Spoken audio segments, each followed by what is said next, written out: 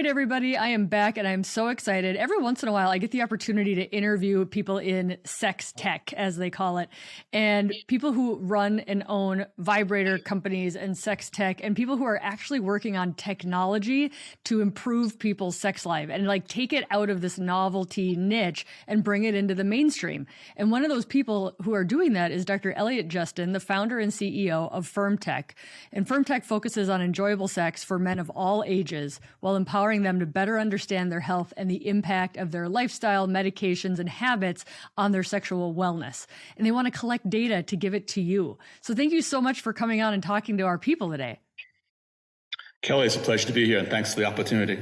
Totally. So you started out your career as an emergency medicine doctor. How did you transition to sex tech and being the founder of this company? Well, as an emergency medicine physician, I can assure you that there are a few emergencies that concern men, aside from stroke or heart attack, more than erectile dysfunction. We've actually had, especially after Viagra came out in the 90s, we would have men come to the ER seeking the medication because they were distressed. So you have men going to the ER for Viagra? Well, yes. No way. Yes. Back in the well, now it can be obtained easily online. Yeah, but back in the 90s, it was restricted, and only in New Jersey, the insurance companies and the government providers, Medicare, said you have to it has to be a genuine emergency, or you have to get prescribed by a urologist, and you couldn't give men more than it's either 8 or 10 pills a month. 8 to 10 pills a month is not going to satisfy most men. So it was kind of like saying, "Hey, birth control, you can take it 1 out of every 3 days. Good luck, ladies." So it was an amusing time in terms. So we used to joke, "Who's got the erectile dysfunction beeper today? Who's on call for erectile dysfunction? Stat emergency to the ER, ED." I love that story. I've never heard a story like that before. That's wonderful. Okay, so here you are, an emergency medicine doc treating ED emergently. I got into this in 2015. I exited emergency medicine. I had a very successful company. We were in 11 states and had hundreds of doctors working for us. And I always wanted to get involved with medical technology. I was very interested in remote patient management. I previously founded a company called SwiftMD, which is the second oldest telemedicine company in the United States. It doesn't exist anymore. It's been sold. And I also was involved in, before the wearables, I back in 2000-ish, I invented a wearable for the wrist. We called it wrist top care, and we wanted to get the vital signs, pulse oximetry, pulse, respirations, cardiac rhythm off the wrist. And we succeeded in getting them, but we failed to raise money at that time. It was really too early. That market of wearables is now exploded, and that's the market I'm in. Yep. But I was working with back in 2.5 years ago. I was working with a doctor at the University of Utah on a catheter to control blood pressure after stroke. A very complicated process. And a urologist heard about me, and he approached me. The urologist in the University of Utah is now a chief medical officer, Dr. Jim Hotelling, and said, "Look, I want to figure out a way of counting the number of nocturnal erections that men have." And I thought, gee, that's interesting. Everyone knows about morning wood, but nocturnal erections, I knew they occurred, but what I didn't understand was that they are a leading indicator of vascular health. So it's actually critically important. They are a predictor of one's vascular disease. The urologists call the penis the canary in the coal mine of vascular disease. That's right. So before a man has a heart attack, before a man has a stroke, before he has significant atherosclerosis, or diabetes, he will get erectile dysfunction. So if I follow my blood pressure, I have borderline high blood pressure. I'm certain many of your listeners follow their blood pressure. And most of your listeners probably go for an annual physical. And they would, if a woman goes to a urologist and says to the urologist, "Gee, I have pain on intercourse," and the urologist just did a gynecologist, excuse me, just did a bimanual exam, you would think, what is this, 1950? Where's the ultrasound? Yeah. If a man went to an internist or a cardiologist on the annual exam and said, I've been noticing that when I walk down the driveway, I get a little more shortness of breath. And that doctor just listened with a stethoscope and say, hey, well, you're okay. Well, I know I want chest CT angiogram, I want electrocardiogram. If you just listen to the stethoscope, we think, what is this, 1880s? So urologists and gynecologists, lack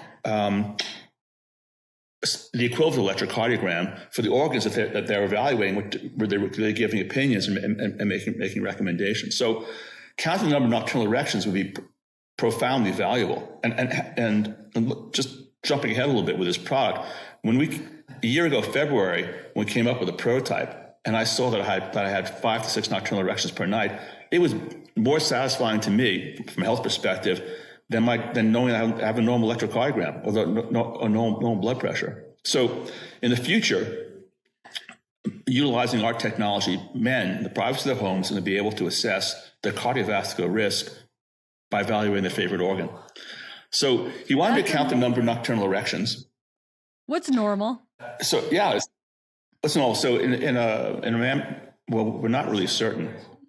The same thing applies to the women's health as well too. We have this organ system, our sexual organ system, that's so important, not just for our pleasure, but for our self-esteem and as a reflection of our overall health.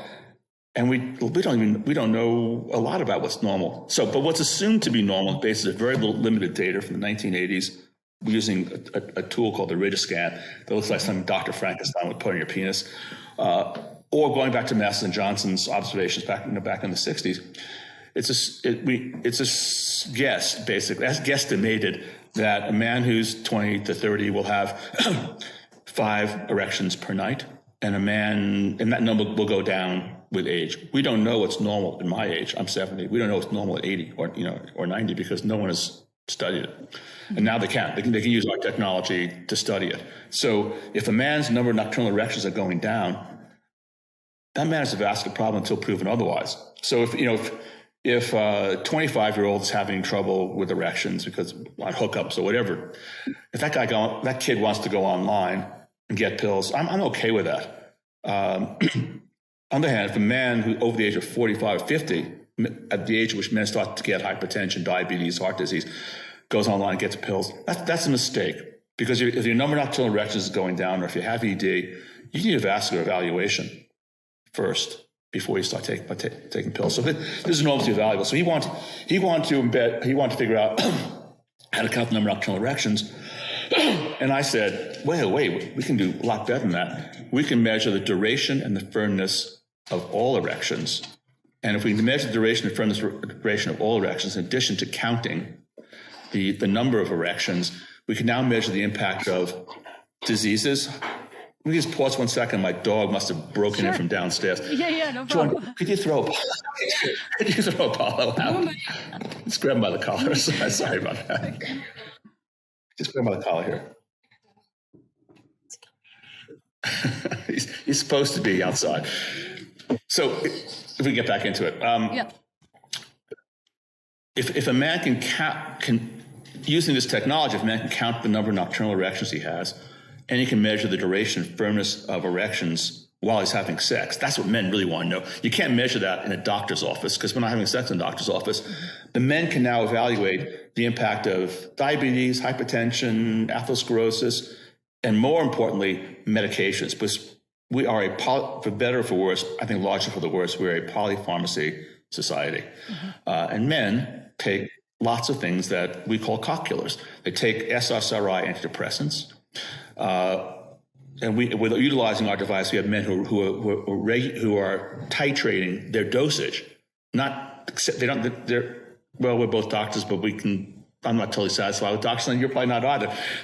One size does not fit all. The antidepressants are prescribed as if we're all the same weight, we're all the same problem. So we have men who are using our device to titrate their antidepressants. We have antihypertensives, beta blockers, and beta blockers and ARBs. These drugs are also cock killers, especially at the beginning in combination with an antidepressant, and they often are. So we have people who, I personally switched from lisinopril to losartan because when I started on lisinopril back in October, probably because getting high blood pressure, probably because of starting a business, I noticed that my erections were 15% less firm. Now, I could still perform, But I had a problem. The problem was invisible to me. That's why we say it's a leading indicator. The problem was invisible to me. It probably would have gotten worse over time. But I didn't know about it because, if your erection goes from this to this, it's, you're not going to, 15% is not enough. But I switched onto losartan. Not that I have any stock in losartan.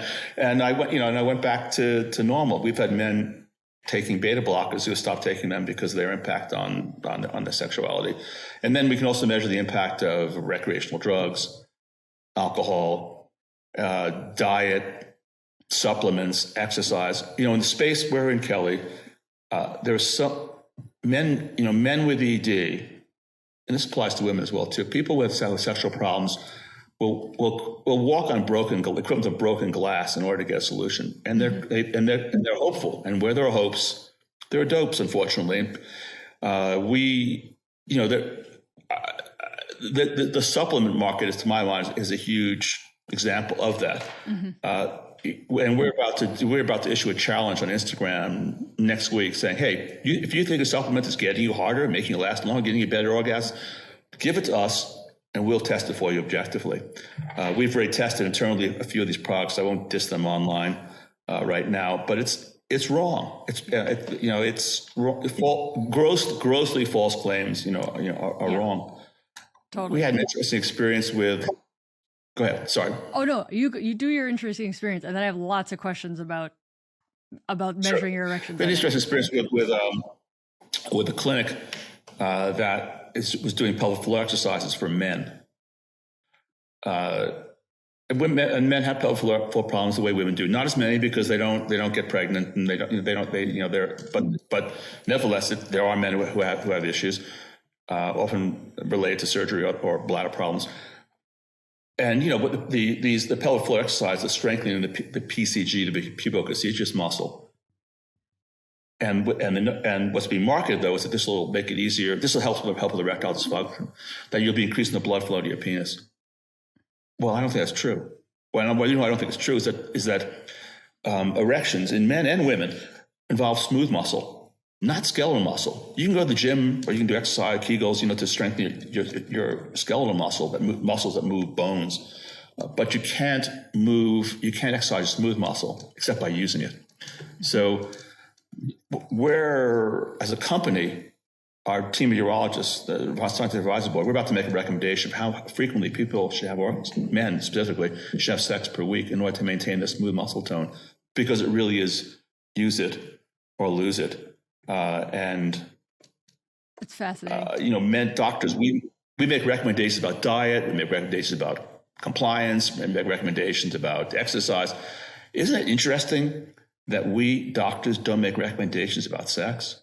It's kind of pathetic, isn't it? It's super interesting. But I think I've come from the female side of things where we don't want to, my whole thing is I never want to tell a woman she should, right? Because it becomes a chore then. Maybe a lot of men don't think sex is a chore.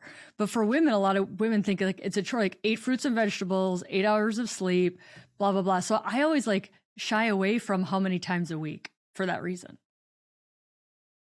Yeah, I think that's going to change. It'd be great to have data, right? We have no data right now. So doctors are kind of making stuff up based upon how much sex they're having probably. Well, we know, which probably isn't enough. We know that atrophy occurs without use. So we know that there are. I'm going to call you on that. I pulled up the original paper on that atrophy because of the social media. Well, it's an observational paper. That's true. It's observational. Observational paper. But we do know there are studies, looking at men who are celibate and comparing them to men who are not celibate, and the atrophy is significant. Like corporal smooth muscle atrophy. Yeah. Yeah, interesting. I'm talking more hormonal postmenopause vaginal atrophy, which in women was an observational study. So, what's amazing about what you're doing is that you are putting it in the hands of the penis owners, soon to be clitoris owners. You're not just keeping it in a urology research lab in New Jersey, right? You're actually saying, we can measure this and here, go do it at home. My question is, do you have data on those 25-year-old men? because I'm thinking if they're more psychogenic ED and you slap this thing on and they see that they're having 5 to 6 nocturnal erections a night, like the boost it'll do to their confidence of like, your hardware's working, let's work on, the psychogenic block. Do you have any data? Like, are guys using it for that reason?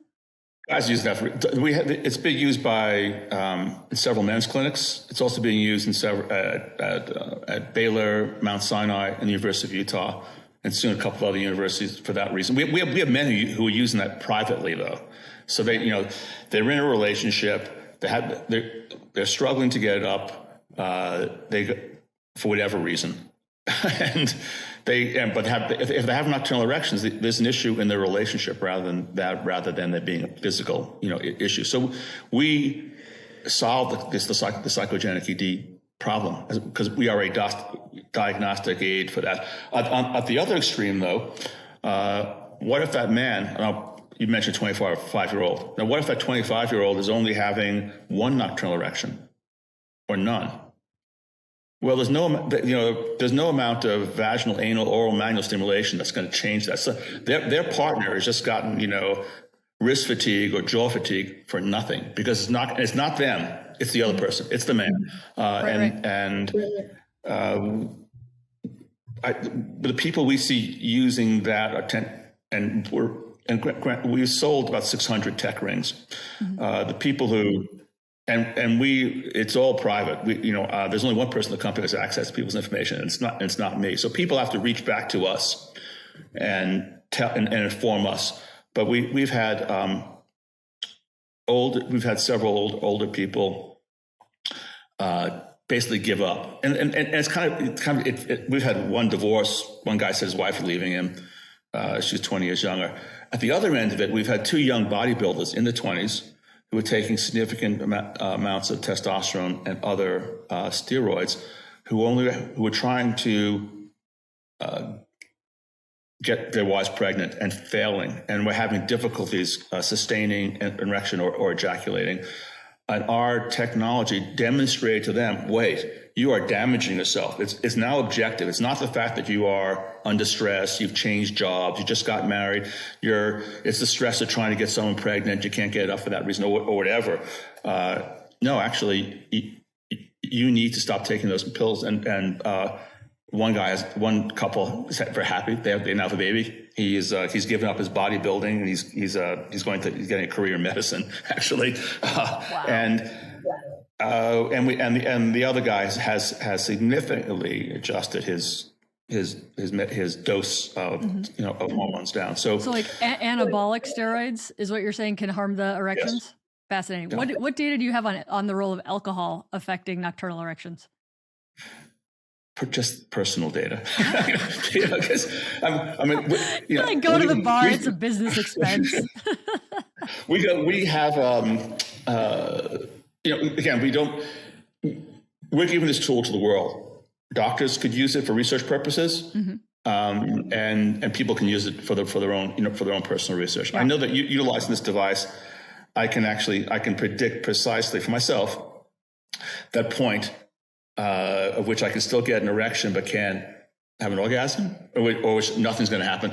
And my daughter, who's 29 years old, says, "God, Dad, you got to develop a phone app for that. Wouldn't it be great if you could get an alarm on your smartwatch that goes off that says, hey, Elliott, it's your anniversary. If you want something to happen, if you want sex tonight, this is your limit." Right? I know, it's brilliant. There's a paper out of, it was Japan or China, looking at making men stop drinking alcohol and what it did to their erections. And it's astounding how no alcohol improves erections. And I'm like, why aren't doctors telling guys this? Why aren't doctors telling guys a lot of stuff? But so 2 points. My nocturnal erections get smaller and decrease in duration if I've drunk to the point where I can't get an erection, which makes sense. So let's suppose I have. I don't want you to have the impression I'm an alcoholic. I'm not, but I do enjoy drinking, and there are times, probably once a month, when I don't, I might have an entire bottle of wine, something like that, and there have been a couple of times now that I have the device where I've actually experimented myself because I wanted to see what happens,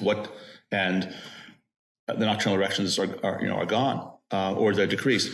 I've also experienced other medications. One of the people involved with the company told me that she takes trazodone for sleep regularly. This is a younger person. Mm-hmm. I know a lot of men who take trazodone as well too. It's a recommended sleep medication. So I took it 2 nights in a row. I had 0 nocturnal erections. I've also, when I travel internationally, I will take Ambien. Generic, for sleep. Mm-hmm. And if I get out to 2 or 3 days on Ambien, my nocturnal erections decrease in size, and then I've actually had nights where I don't have any. It's changed the way in which I approach Ambien. I now break the adult male dose into quarter. I'll take a quarter. Yeah. And then I'm fine. My erections are normal. And that's not the way it's prescribed. Getting back to doctors again. Yeah, getting back to the way doctors prescribe medication, you and I both know, hey, one size fits all. If you're a woman, you get 5 milligrams. If you're a man, you get 10 milligrams. Right. It's absurd. And then there's the other, talk about doctors again. I'm 70. I don't know how old you are, Kelly, but I've never had a doctor ask me about my sexual health. I've never had a doctor warn me about the sexual side effects of the medication. And I know from talking to many urologists now, and I got them on a bunch of them on my team, I don't want to diss them, but they don't, only one of them was a woman, actually takes a real sexual history. The rest of them, they just, you got erectile dysfunction, what age are you? I'll do, if you're younger, you get a pill. If you're older, you're going to get a pill and a workup and an ultrasound. Mm-hmm.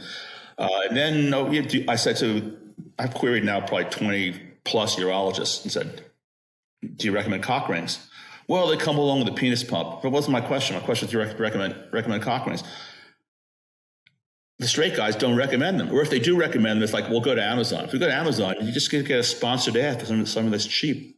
One of the jokes we have with the company, when we go to medical shows like the American Urology Association or the European Society for Sexual Medicine or the Society for Sexual Medicine North America, is how do you tell the difference between a straight doctor and a gay doctor? And this probably applies to straight men and gay men as well, too. You ask them one question. You know what the question is? Do you prescribe? Do you use a cock ring? Do you use a cock ring? Do you use one? Yeah. Yeah. So, or do you? I mean, your question is good too. Do you use a cock ring? So, the straight guy will say it's like Superman with kryptonite. Oh, I don't need that. The gay guy is like, yeah, like last night you got a better one. I'm really looking for one that's more comfortable. So, what the gay men understand that the straight men don't understand is that cock rings are great. There's nothing, and the good deal, the problems that men have with erectile dysfunction is about losing an erection. There are men who can't get an erection, and that's almost invariably, not almost invariably, that's quite often a vascular problem or a medication-related problem. Most men, even men who have performance anxiety, they start to get an erection, then they lose it, or they're older and they can get erection, they start to lose it. Well, men have venous leak syndrome. And venous leak syndrome can be caused by anxiety. And venous leak syndrome can also be caused by aging. Because I talked earlier about the smooth muscle getting weaker. Mm-hmm. Well, as we get older, you're too young to probably have experienced this yet. But you're sitting on a plane for a long time, your feet will swell up. Your socks will indent your feet. That's venous leak. As we age, the smooth muscle gets weaker. Smooth muscle in our penis, and I suspect, I don't have the data yet for this, I suspect the smooth muscle in the labia minora and the clitoris and involved with engorgement also get weaker. And so it's an aging process. It can be aggravated by anxiety, because if you're anxious, the blood's not going to stay there because the body wants to send the blood elsewhere in the body. So the answer is a mechanical answer. What do doctors do? We prescribe PD-5 medications, Viagra, Tadalafil, whatever. Those medications put more blood into the penis, but they don't keep it there. So the solution to the waning erection is something that's a mechanical solution that will both keep the blood in the penis, but also not block the arterial flow into the penis so that more blood can get in. It only will constrain the venous return. And that was our goal with our rings. why is there a split between gay and straight and people's preferences for cock rings? Like, where does that come from? Do you know? Like, and like it seems really arbitrary because all men want to have good sex. I think it has to. I think the gays overall are less inhibited about sex. In addition to which, anal penetration is harder than vaginal penetration. You have to be harder and to sustain being harder. Okay, yeah. And a ring is really helpful for that. I mean, my gay friends tell me that if they're at a party, the phrase they use is, "Are you ready?" What is and I didn't know about this till like 2 months ago because I was just interested. And ready means that a douche has been used, and ready also means that they got a ring, because so often failure will occur because their rectal sphincter will go into, well, the rectal sphincter doesn't want to emit a penis, just wasn't designed that way. And so there's the penetration factor, there's the inhibition factor. I also think that gay men don't see cock rings, or talking to them at least, they don't see cock rings as crutches. It's not a pride issue. They see them as performance enhancers. And that's regardless of their size. I've had a really fun conversation with some people who brag about their size. How they still use rings because they got the same issues with retaining with holding on to blood. So I think those. Yeah, I think that answers it. I mean, when I talk to women about using vibrators sexually, it's usually their heterosexual male partner who's like, "Oh, no, you shouldn't have to use that. They don't want it in the bedroom. It's competition. It is, it's replacing them." And it's like they have a block to using a female vibrator in the bedroom also. Yeah. Well, on the other hand, in my lifetime, vibrators have become mainstream for all women. So, my mother's vibrator was in the bottom drawer of a dresser in a supply closet that she thought we would never find, and of course we did. We know what it was, but my wife has them on in our night table, has her favorites, that her go-tos, and she takes them with her on trips, and my daughter takes them on dates. So. Good for her. I think the same. Awesome. I think the same thing needs to occur, that's pretty normal for her. I think for talking to her and her friends, maybe not the first date, but second or third one. So I'd love to see. And one of my goals is to see cock rings mainstream for men.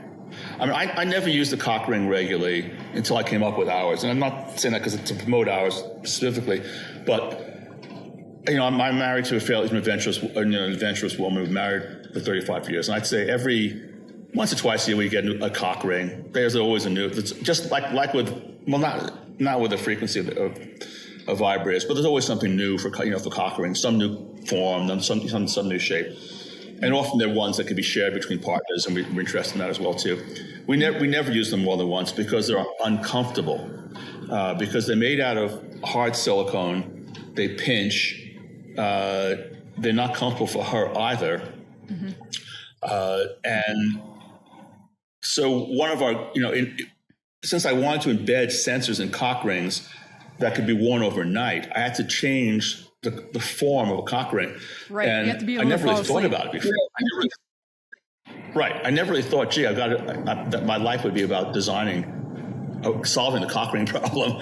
But, and actually, before I get to the cock ring problem, I want to make one other point. I think that if cock rings are going to be mainstream, it's going to come about from women. I mean, again, when I was dating in the 70s and 80s, women didn't bring condoms on dates until the very end of my dating career in the mid 80s, and then became normal. Women my daughter's age and women older. I mean, I was chatting with a couple of 7-year-old women at a fundraiser the other night who are both widowed. They bring condoms on dates.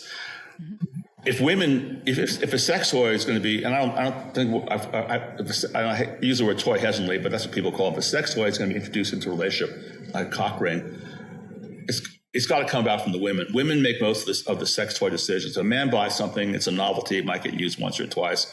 If a woman introduces something, it's going to get used all the time. It's just the nature of the dynamic between men and women. maybe we could say it's cultural, but it's just the way it is. So cock rings enhance pleasure for both parties. Our cock ring, and I can talk about that in a moment, is uniquely comfortable, easy on, easy off. It can be put on discreetly. You don't have to like interrupt sexual activity. Oh, where's my fucking cock ring? I thought it was on the night table. Where is it now? Because you can put it on. You can put it an hour before. You put it on 2 hours before. Matter of fact, my wife's idea of foreplay, because I'm a guy, is to throw it at me. If it's not 10 o'clock at night and I'm on the computer and I'm working, she just plunks it. There it is. She'll just put that in front of me. It's almost Pavlovian at this point. I kind of really shift from a work mind. So, I guess it's time to. I'm great. It's time to go to bed. So the cock ring has done several, and it's changed our relationship. It's changed.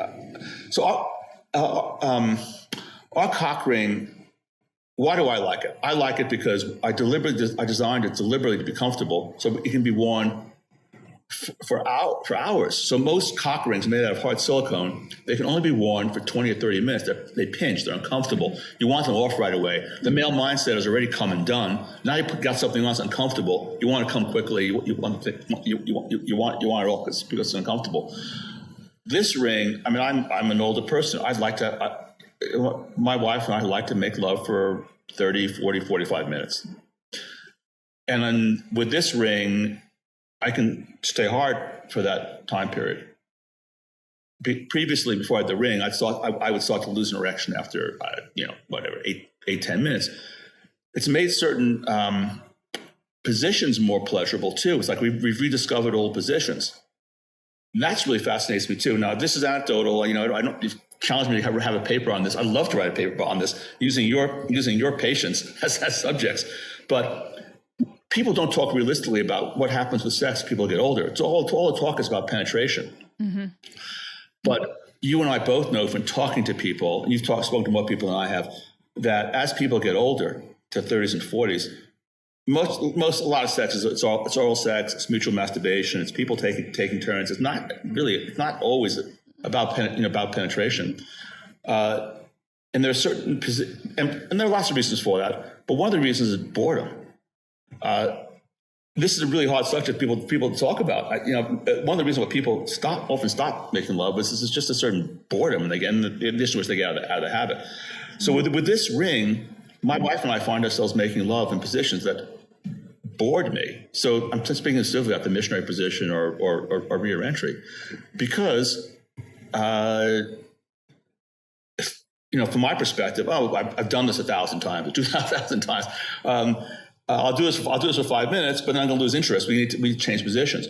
But if I'm wearing the ring, I'm now a man with a heart on. Oh, God, it feels good. I might not want to come in this position, but my wife, this is what you want to do to have your orgasm? Fine, because I'm not going to lose interest. So we've actually started making love again more frequently in the missionary position, or from behind, positions that she likes. And we weren't doing that before. So here we are a year into using this ring, and we think, this ring has actually impacted our lives, not just sexually, but also romantically, in a sense. And I think younger people, unfortunately, often speak about sex transactionally rather than romantically. But if I'm going to be, this ring will keep me hard for 8-10 minutes after I have an orgasm. Well, I don't need to keep on thrusting for my wife's pleasure. That's already happened, because that's the nature of a successful partnership between a man and a woman. But if I'm a man with an erection, I no longer have that come and done mentality. I'm there romantically together. So again, nothing we've commented on, my wife and I, is not only are we making love in positions that we kind of had given up, but we're actually staying in bed after sex, because it's no longer, hey, I've had an orgasm, let's get a drink, or I've had an orgasm, who's texted me while we're having sex. Mm-hmm. And the last factor is, I don't know whether you've ever discussed this with your clients, is one of the complaints that men have about women in general is somewhere in the middle of sex, they'll start talking about something random that's on their mind. It could be that fight they have with their mother, a problem they have with their kid, some chore that was forgotten to be done. Well, even though I think my wife and I have a very successful marriage, in the past, my reaction would have been, essentially WTF, and you can't hold on to that thought for 5 minutes. With the ring on, though, so I just give you an example. I mean, like last week, my wife suddenly told me she had a great idea about redesigning the arrangement of bookshelves in our bedroom. That would have irritated me in the past. It didn't irritate me because I got the ring on. Okay, you want to talk about that for a few minutes? I'm fine with that. And she laughed about it too because she knew that I wasn't going to be irritated. So I guess I made this a bit too personal, but that's the potential impact of an effective, comfortable cock ring on a relationship. So it just keeps you, to like break it down scientifically, it keeps you harder for longer, and like there's less of that like anxiety that it's going to go away, or like I need to really focus really hard to keep this going. It just kind of like takes that edge off. And it's comfortable. And so you don't have to, it's not like it's comfortable. So I mean, most cock rings are too tight. I mean, I imagine if you put on a bra that was 2 sizes too small, you want the thing off. Now, if you had to wear that bra in order to have sex, you probably would put up with it, but you'd want it off immediately after. Well, that's what most of these hard silicone rings are like. Tell me, like, just for guys who are like cautious about it, like if they're not tech savvy, can they still figure this thing out? We're trying to make it easier and easier. So I would say last summer it was harder. I would say now it's easier. And we're just actually working on, so it's a Bluetooth enabled app. You put the device on, you pair it with your phone. It's cyber secure.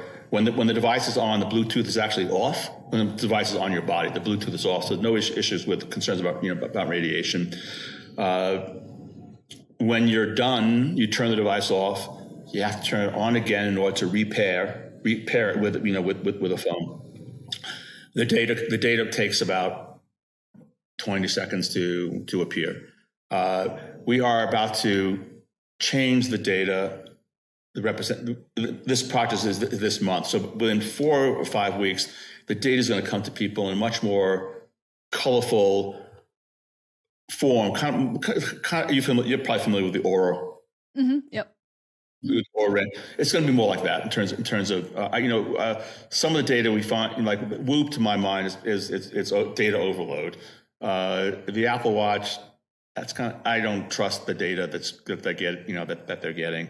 Mm-hmm. And both I like the way the Oura Ring presents data and will presenting the data within 4 or 5 weeks in a friendlier form. Other people, we give one free consultation. People can speak to me or speak to one of our urologists about how to interpret that data.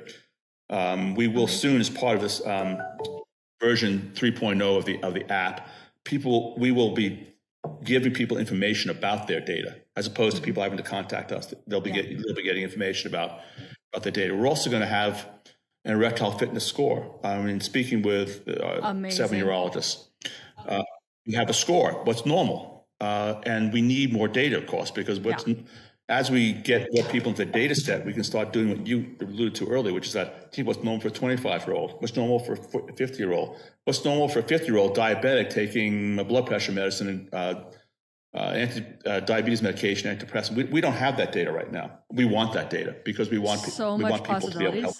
I'm curious about prostate cancer. Right? Like can we watch the recovery of the penis after prostate cancer surgery? That would be fascinating. That is a great one. So there's a doctor at Mount Sinai who wants to study that. And there will be research on that. I think that research will probably, kick off in the fall. Yeah. Men after prostate surgery, and the incidence of to use an old fashioned word, but medically accurate word, impotence, let's just say erectile dysfunction after prostate surgery is significant, and it ranges from 20 to 80%. And there's so many studies, and we know the success rate in the community hospitals is a lot less that's reported in some of these, to my perspective, cherry pick studies done at universities where are supports that are not available in the community hospital setting. So amazing. And men afterwards are dismayed by their lack of recovery because it takes a long time. So we have several men who, I'll say that I've had 3 men report back to me that they saw 3, 4, 5, 6 months after the surgery, they saw nothing happening with the rehab, but they saw something happening using our device. They saw that they'd gone from 0 nocturnal erections to weak nocturnal erections, and that encouraged them to comply with the demanding regimen. I hope that people will develop a positive relationship with this wearable. We call it underwearable, because we know even with something as simple as a digital scale. If you put a digital scale in a person's home, they are more likely to maintain their weight than if they don't have a scale.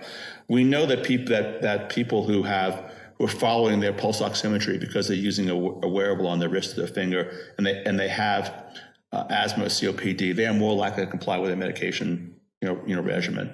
We know that people using digital calorie counters are more likely to attain the weight. I'm hoping that people will not only get profoundly useful data from their devices, that they will then eat better, weigh less, exercise more, take their medications, ideally even avoid getting diseases. Because if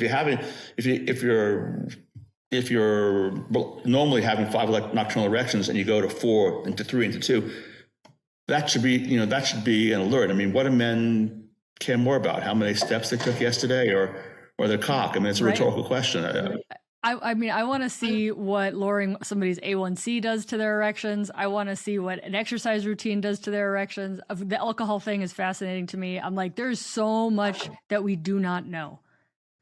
Yes, exactly. And I go ahead. Oh no, I'm switching to clitoris now. Sure. When's the clitoris one coming out? Sure. Well, we're coming out with a clitoral vibrator that can, because we've opened up the ring, we can now slide things on and off it. So right now, clitoral vibrators are attached to cock rings for partner pleasure.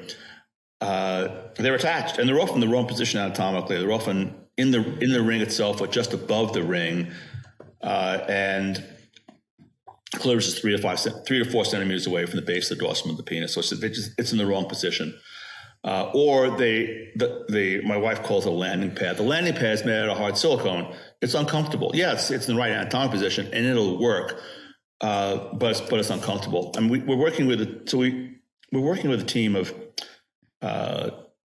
mostly Thai female design engineers on our clitoral vibrator.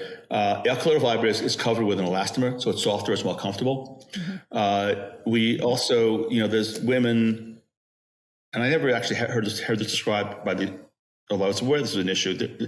With the women, there are 3 issues with vibrators, women that were identified by our female engineering group. One, they're not ergonomically sound.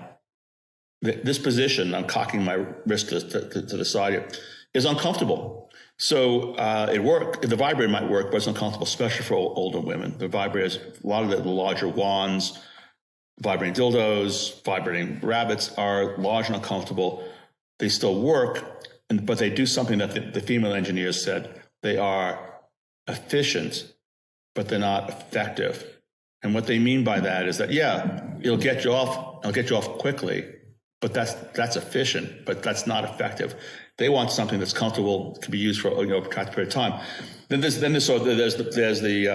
rumble buzz factor, which gets a lot of play in the sex toy industry. Mm-hmm. You want a rumble or you want a buzz? And so for our vibrator, we chose a midpoint in between rumble and buzz. We took the wand, Hitachi wand, which is the most popular. Well, not to satisfy the most popular. Works for all women, vibrators, but it's a buzz. Even at the low registry, it's a buzz. And then the engineers, it was a fun experiment. They played around with 12, 15 female vibrators, and they liked the aura for the rumble factor. They liked the aura by Tenga. Again, I have no stock in that company, but enough women liked it that I feel free to. I'll put that out there if people are looking for a palm vibrator. Yeah. So we've chosen a midpoint between those 3 in terms of amplitude and frequency, and we have 3 speeds because women don't want 50 speeds. I do not they want to be simple. And then what was really important to me, Well, they got to market these things. They got to come up with something new. What's really important to me was come up with something that was ergonomically sound as well too, and address this issue of wrist fatigue. I know as well too, just in playing around with my wife's vibrators with her, it's like, hey, after 5 or 10 minutes, I want to change positions. I end up, and I've heard some other men too, you end up between their legs because it's more comfortable to be holding like this rather than like this, because that works. But it's not a position that the woman can't have two bodies. The woman can't step out of her body and move into a more comfortable position. Mm-hmm. So I wanted a vibrator. I challenged the engineers. I wanted a vibrator that could be used with just their index finger and the middle finger, because those are the fingers that nature has given women to masturbate with. So, so I guess the product that does that quite well, I think, is the Fin by Dame. And again, I'm not involved, but that's ergonomically sound. So we copy, I'm not going to copy that, but ours can be done like that. Ours is controlled by, our vibrator can slide on and off the cock ring, so it can be used for partner sex. It can also be, when it's off though, it can be used solo by women. We've also tested out on some gay guys involved with the company, and they like it as well too, because it's controlled with two fingers, so it's ergonomically sound.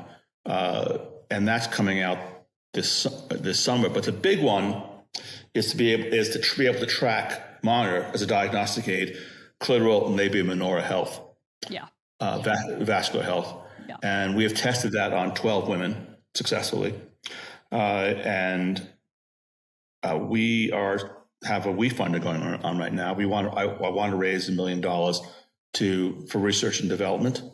To commercialize that product. If I had $1 million, I could bring it out this year, and I intend to bring it out. If not this year, I will bring it out next year. That's our.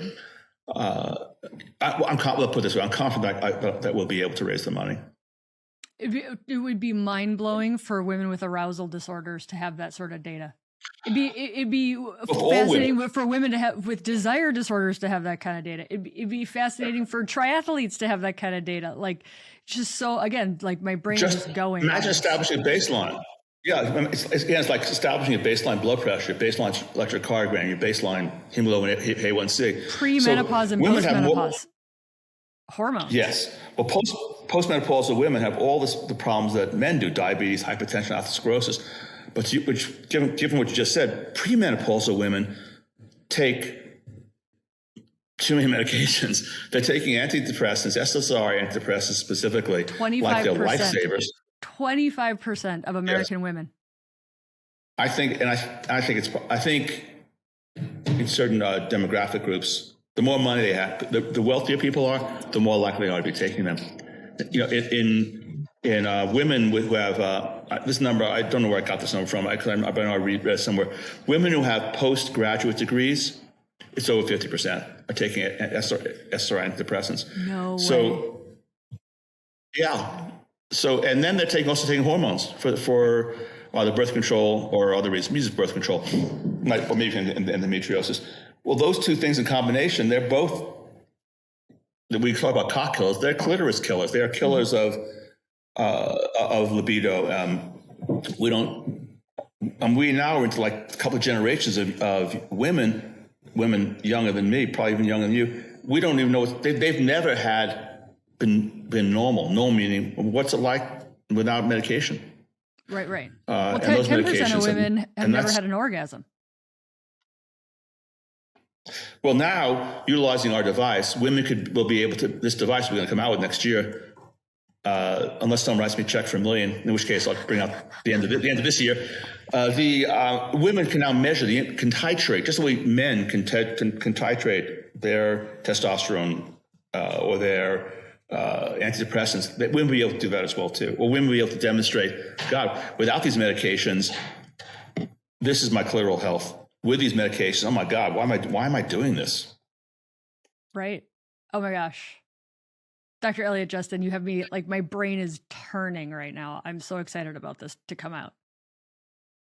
Thank you. Will you please come back once the clitoris stuff is out, so we have more data to talk about for that, because this is cracking open. It's like being able to see something you've never been able to see before. Like the electrocardiogram. again, this is open. This is open source. If you or other people want to use this in your practice, or you want to use it for research purposes, we'll collaborate with you because we want data, we want research, we want this to be mainstreamed. Yeah, it's amazing. Any final thoughts about like the future or what your hopes are for our listeners before we wrap it up? Well, my hope is that you will soon, men and women, be able to get the vital signs of everyone's most vital organ, and that as a consequence, you will live healthier and enjoy a lifetime of lovemaking and pleasure. It's possible. Totally. And now we'll have data to show us what our lifestyle and medications are doing to our body. So amazing. Yes. And you can find us at myfirmtech.com. And you can also find us at WeFunder/Firmtech if you'd like to participate in our research and development. I will put that down in the show notes. Thank you. Thanks so much. Absolutely.